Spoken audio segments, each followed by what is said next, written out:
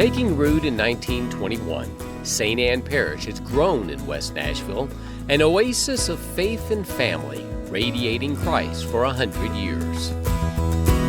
Coming here, it felt like home, and it has been. It's like a second family. And even the building, when I walk in those doors, it's just that feeling you get when you walk into your house. What I like most about St. Anne is people worshiping in deep faith for our Lord and the friendship among us. I converted to Catholicism here. My children were baptized here. I was married here. My children went to school here. My wife went to school here. My wife's sisters, both sisters taught school here. So, it's part of our DNA. Jesus was born in a normal family with a normal job. They were not poor, they were not rich. So I think that I find here a mixture of normal people. It represents who we are.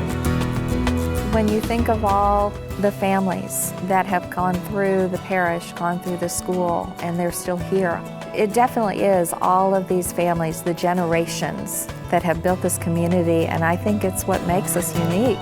God wants us to be here, a place where there's this rich tapestry, rich in history, rich in faith. The first seeds of our faith history were planted at 49th and Charlotte in 1917, when the second floor of a hardware store was secured as a place where Sisters of the Daughters of Charity of St. Vincent de Paul could teach catechism to Catholic families in the area. Called St. Peter's Mission, the first Mass was celebrated here in October of 1917, with 115 present. Mass at the Mission was a monthly occurrence. But as the number of Catholics in West Nashville increased, so did the desire to establish a parish with a church so they could celebrate Mass every Sunday. In May of 1921, the Thomason residence at 51st and Charlotte was purchased, and work quickly began to renovate it. The second story was converted to a school and the ground floor into a chapel. A second structure on the property, the carriage house, located where the current garage now sits, was later converted to a rectory. My grandfather helped start the parish when it was up in the store and worked to get the parish down here into 51st and Charlotte. My grandfather, grandmother, and my mother lived in the carriage house till my mom was 8 years old. The mansion had a porch across the front of the building. There was a spiral staircase, and in the middle center of that staircase was a statue of St. Anne. And if you go into the door to the left was the chapel. And there was a little alcove on the side of the building over there that I think was where the confessional was. And if you back up now and go to the right was one of the classrooms. Of course then there was but 4 classrooms. There was 2 grades in each classroom. I don't know how we ever learned anything. The school, staffed by the Sisters of Mercy, opened in September of 1921 with 35 students. But the new school and soon-to-be church were not named. In a letter to Bishop Byrne, Father Desmond, pastor of the Church of the Assumption, asked that the new school and church be given a name. On October 22nd, the bishop named the new parish St. Anne. A few months later, on December 18, 1921, the new chapel was blessed, and a high mass was sung by Father Desmond. The seeds planted just a few years earlier had taken root and sprouted into a vibrant faith community. They came here and they've set roots, permanent roots here. And I think a lot about those families, and I wonder where their descendants are now. Many remain at St. Anne. Families like Toohey, Burns, Seibert, Pigney, Myers, Wolfe, Verschoda, and Ford. I've been at St. Anne's for 87 years. I was actually born 1 block from here on Park Avenue. The Fort and Seibert family lived on both sides of Park Avenue from 52nd to 53rd. So I've been a parishioner, from birth. My mom went to school here as a child, and my mom and dad have sent 9 children through St. Anne's through the years, and they've been in fundraisers for the church, the first church that was built, and the second church, and the school. That first church, seen to the left of the people in this photo, was built in 1939 in the same location as the current church. The school remained in the Thomason House, visible in the back. As the parish grew, more construction followed, with a new rectory built in 1947 and a new school in 1948. The maintenance man here was Clark. He's the one that took care of the maintenance of the facilities around here. He and Henry and Ed Myers, they are the people that demolished the old building, the mansion. And during the demolition, Clark somehow or another slipped and fell from the second story, broke his leg, and I think that took care of him for the rest of the demolition. But another item about tearing down the old building is that the kids, just like I was around at that time, there were several of us, that was always around the church and property. They paid us $1 1,000 bricks to clean and stack the bricks. It's $1, and I made, $2 or $3, I guess, doing that.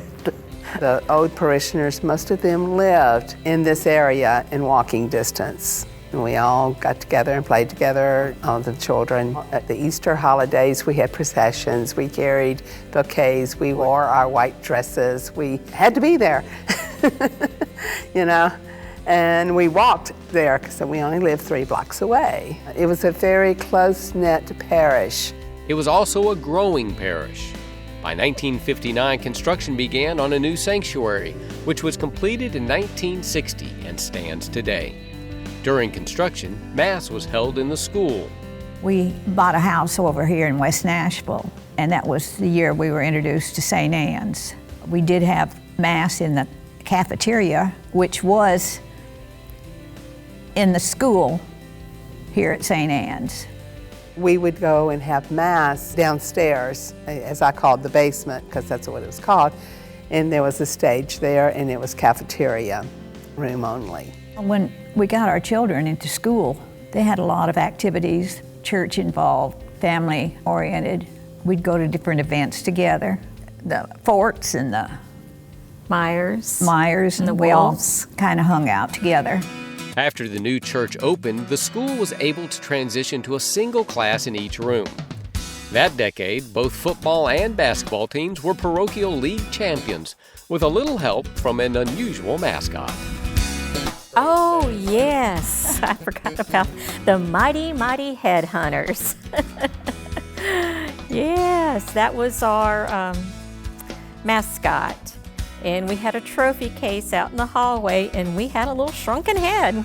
Upstairs there was a huge trophy case, and inside it was this football helmet, and it was like hair standing up and a dripping head. It was a headhunter. For the football team and basketball and any cheerleaders, the cheerleaders had it on our uniform. I don't think they actually had. Well, you need to talk to some other people. And Maybe we didn't pay that much attention. They may have had the actual headhunter. I don't recall that. I don't recall that either. They loved it. Hey, we had some good cheers.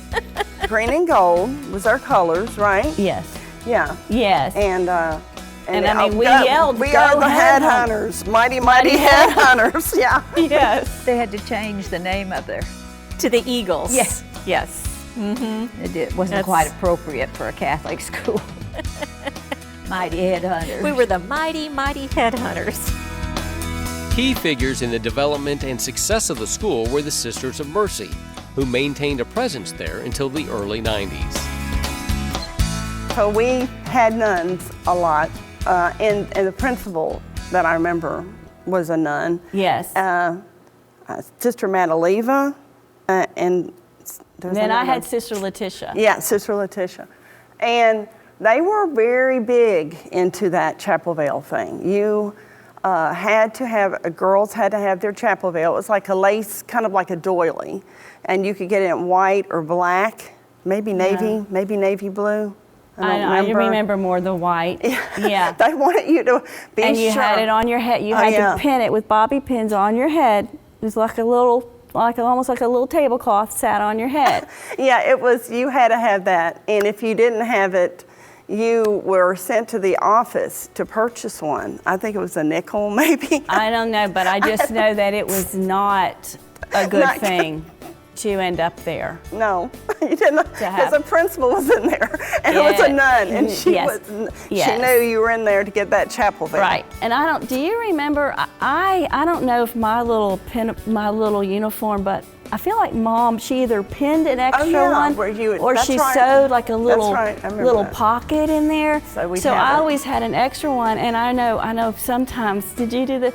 I know sometimes if one of my little friends, my girl, I forgot my chapel veil, I would go, here, take my, because that was like a fate, really not. It was something you did not want to do, was to end up having to go up there and say you forgot your chapel veil. Yes. When we went to Ryan, you got your identity from what school you went to.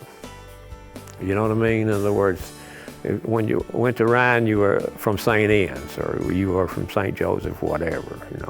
So you kept that identity and stuff like that. So, and that was part of me, as far as St. Anne's was. So. And of course, I stayed here and then raised my children here, and both of my children went to school here. And my wife went to school here too. The relationship between church and school has always been symbiotic, sparking involvement and action from parents and parishioners. The school was part of the church community. In other words, the church and the school were the same. The way that I see our school, we're certainly a ministry of St. Anne Parish, and so many of our families in our school are also parishioners, so that there's that automatic relationship. But how the parishioners welcome our kids at Mass, when we have senior friends with our 8th graders, or when we're able to come over when the seniors would have their lunch and sing Christmas carols. We're always seeking out ways to build that bond even stronger than what it already is. And then Roger got involved with doing a lot of stuff around redoing the, I think it was the kindergarten class from Miss Wilson, and he did that, and then doing some other things, and just kept getting involved. Some of it he got me involved, like he did with the engaged couples retreat. I like being around with the people, I like to be active, and they were good programs, and we just wanted to help out. You went to school with the same individuals, so you really had a bond with them. And then with our families, being close to the other families, we'd all get together and do things after school, church, and all. Social activities have always been an integral part of St. Anne, especially when it came to raising money for special projects, from the purchase of the Thomason House to the construction of Neidert Hall in 1965. The parish, to raise money, they had a carnival every year. My father, he was part of raising money for that church, starting a bingo on Thursday nights, which was a real social thing for our parents to go and play bingo on Thursday night. Father Dolan was here many years, and that was before the rectory was built. The rectory was in the little house on the corner over there, And the hearsay, I don't know if this is true, but it was always a hearsay that after the bingos, he'd be counting the money at his desk over there and have a pistol on each side of his desk. When I was in CYO, I went to Miss Snyder. I says, I'd like to have, we want a fundraiser. I'd like to have a cake booth there at bingo. And she said, yeah, but only way, one stipulation is you got to help call bingo. Well, then, when Miss Snyder asked, you go, you did. So I called bingo for several years there. I loved bingo, and I remember I only got to go a couple of times, and then bingo went away. And that was a huge thing at this church. They had a 10-year plan to pay off the debt. And Miss Snyder would put her bingo money in the pot, and they paid it off less than 10 years. I think 6 or 7 years they paid the debt off. The ladies always had a little competition going as far as the different booths were concerned. You know, they had the old country store and the cake booth and so forth and so forth. They'd have this little thing going on amongst them, who's going to make the most money, you know.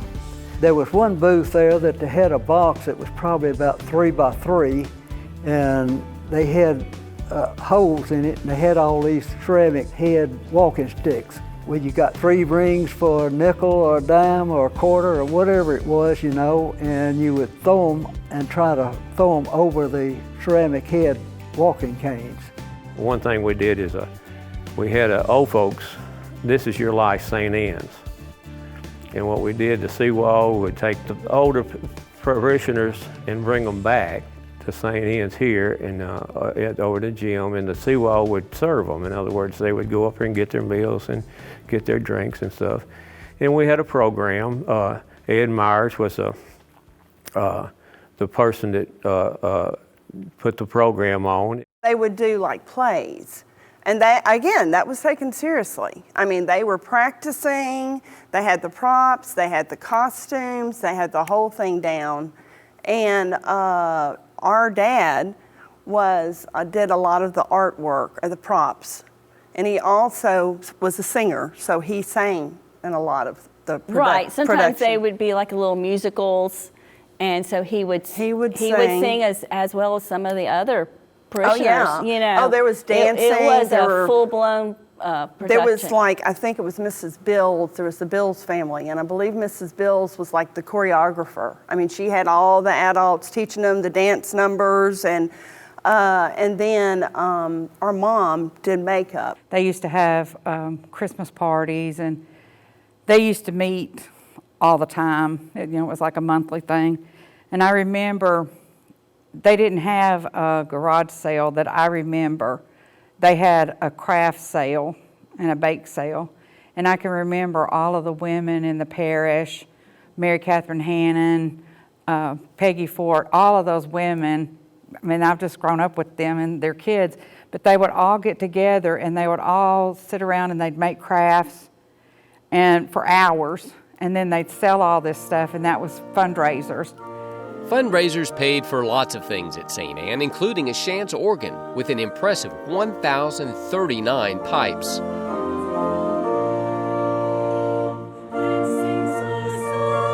Accompanying the dulcet tones of the pipe organ have been the sweet-sounding voices of parishioners who gave time and talent through music. The music ministry has kind of ebbed and flowed a little bit. It had its ups and downs, and there were periods of time where there wasn't a lot of music, and then there were periods of time where there was, and then there was periods where there was just a folk group, and they were awesome. We've seen lots of characters, that have come through. We had an Elvis impersonator who came and joined our choir. Wanted us to sing backup for him, which was very interesting.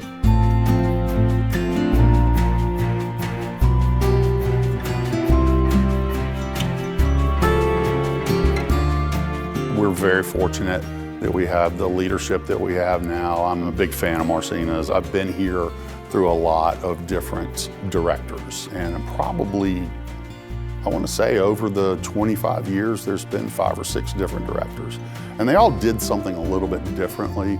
We've had a couple that were more performance-oriented, and that was a little bit uncomfortable for me. That's not where I really view the music as being part of the Mass. It's not a performance, it's a prayer.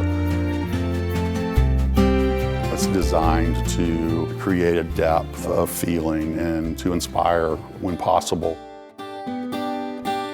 Father Leppert was St. Anne's first pastor. Over the parish's first 100 years, there have been many more. Father Dolan, Father Kelly, Father Cunningham, our current pastor, Father Fye. The list goes on. But perhaps one of the most influential and beloved was Father Philip Breen, who shepherded the St. Anne family for 25 years and was a driving force behind major renovations in the early 90s, including construction of a parish life center and improvements at the school. Father Breen was a major supporter of improving this school. He really was a visionary. He wanted the school to be accredited. He wanted it to be handicap accessible. And he said it may not happen for a long time, but he really wanted all of that for the school and for the parish. He really challenged you. He was just a really good person. While Father Breen's business acumen left a lasting impression, his spiritual leadership also made a mark as he championed lay ministry, encouraging parishioners to be the eyes and hands of Jesus through a wide range of programs and groups, like the Knights of Columbus. It took 30 men, practical Catholics, to start a council. I think we had a little over 40 something, close to 50, show up for the meeting. We did a lot the first couple of years, especially with letting the parish know who we were, contacting new families that came in, inviting those men to be a part of our fraternity. During those years, the parish grew, welcoming all, especially Catholics with different ethnic backgrounds, Korean, Sudanese, Vietnamese, and Hispanic. In 2002, St. Anne celebrated the first of many Hispanic masses. When they decided to do the first Mass in here, we were like, yes, we were happy about it. So, and we're been ever since. That first Hispanic Mass has blossomed into a vibrant ministry with its own religious education program, choir, lectures, youth group, adult groups, and more.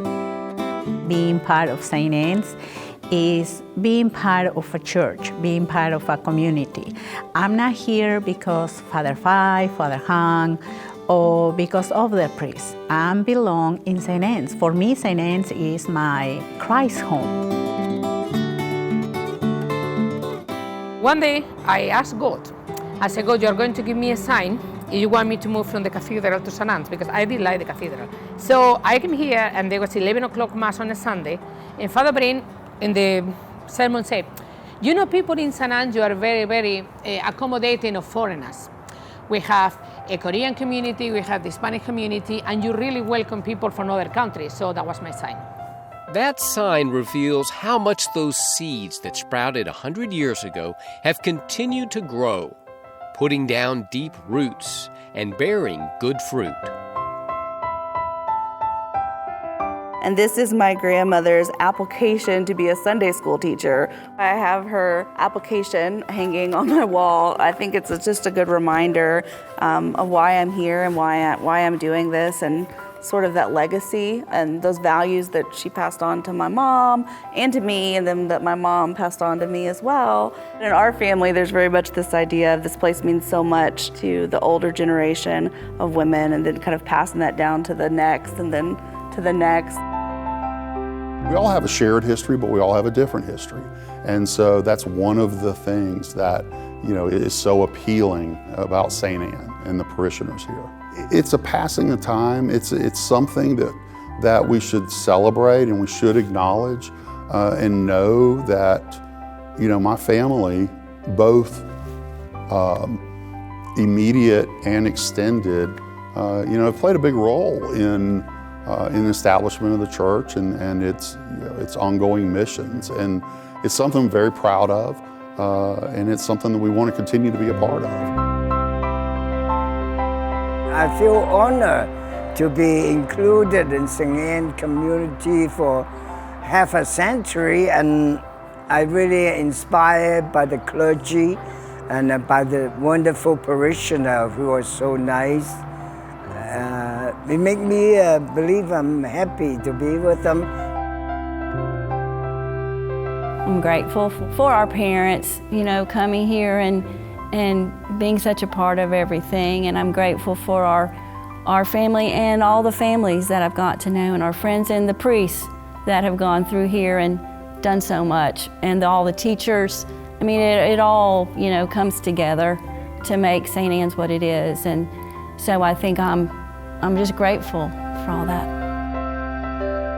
I can imagine the numbers of people that have come through here and they've been edified through this community, the number of children that have come through this school, and they've been, got the academic, spiritual, as well as service growth in this school, and they're still. It feels fresh all the time when you come, but it's been here for that long. So Father Brink's ways of keeping on is what I think I'm celebrating this year. Times have changed and people come and go, and when you go to church here, you can see the faces that you've known for forever. It definitely feels special. It's crazy that it's been around this long and probably will be around longer, so I think definitely all the people are what keeps it going. We have the church for the people, come here for prayer. Have the people, know more about Jesus. I think many people, they like it too. They love it. St. Anne's Centennial celebration is a story of shared faith, passed from family to family, generation to generation. This is our story, and it's really just beginning. Just as these folks gathered in 1917 to celebrate the first communion class receiving the Blessed Sacrament, along with Mr. Joseph Perry Sr., the first convert in the new mission, we gather now to celebrate a faith family that is not defined by a moment in time, but rather by its continuing journey as disciples of Jesus, radiating the light of Christ for many years to come. My hope is that 100 years from now, the feelings are the same, that it's the comfort, it's the inspiration, it's the knowing, it's the solid base, it's the foundation on which you're building everything else. In other parts of the world, you can go and you can see these Catholic churches that are over 1,000 years old, and they're great reminders that God is eternal. So the church building and the community and the fact that it lasts 100 years should be a reminder as well of that eternity and of what's most important, what's waiting for us, and what God wants for us. My hopes are that family is still celebrated. When I think back on my parents, I think, they not only did they do the things here at the school and at the church, they had all the celebrations, they had potlucks, they had bingo, they had spaghetti dinner. Family always seemed to be very important, and I think it still is. So I would hope that would, continue with people getting together and celebrating being together. As the community around here grows, this becomes the place where people that are broken-hearted feel they are welcome. How are we going to be judged at the end as a community is because when somebody was hungry, they were able to come here and be fed, whether it's spiritual hunger or it's actual physical hunger. I just hope that St. Anne remains a parish of hope, of faith, of wonderful leadership, and of people who want to be together and celebrate their faith and pass that faith on to the next generation. Well, as Father Breen would say, keep on keeping on.